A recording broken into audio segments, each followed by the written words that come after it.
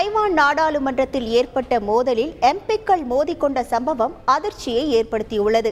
அரசு நடவடிக்கைகளை மேற்பார்வையிட எம்பிக்களுக்கு கூடுதல் அதிகாரம் வழங்குவது தொடர்பான மசோதா நாடாளுமன்றத்தில் தாக்கல் செய்யப்பட்ட நிலையில் அப்போது ஆளும் கட்சி எதிர்க்கட்சி எம்பிக்களுக்கு இடையே மோதல் வெடித்தது. எம்பிக்கள் சபாநாயகர் இருக்கையை முற்றுகையிட்டு முழக்கங்கள் எழுப்பினர். அவையில் கூச்சல் குழப்பம் நிலவியது. ஒருவரை ஒருவர் மூர்க்கத்தனமாக தாக்கி சண்டையிட்டுக் கொண்டனர். அதில் ஒரு எம்பி சட்ட மசோதா நகலை தூக்கி கொண்டு வெளியில் ஓடினார். வெளியேற்றப்பட்ட எம்பி ஒருவர் மீண்டும் அவைக்குள் நுழைய முயற்சித்த போது கீழே விழுந்து காயமடைந்தார். தற்போது நாடாளுமன்றத்தில் எந்த கட்சிக்கும் பெரும்பான்மை இல்லை. பெரும்பான்மை இல்லாமலேயே டிபிபி கட்சியின் லாய் சிங்தே தைவான் அதிபராக தேர்ந்தெடுக்கப்பட்டார். டிபிபியை விட எதிர்க்கட்சியான கேஎம்டி அதிக இடங்களை கொண்டுள்ளது. ஆனால் ஆட்சியமைக்க பெரும்பான்மை இல்லை.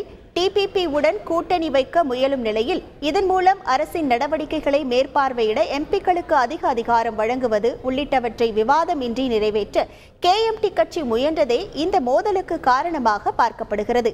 ஏற்கனவே 2020 அமெரிக்காவிலிருந்து பன்றிகளை இறக்குமதி செய்வது தொடர்பான விவகாரத்தில் ஆளுங்கட்சியினர் மீது கேஎம்டி கட்சியினர் பன்றி குடலை வீசியது குறிப்பிடத்தக்கது.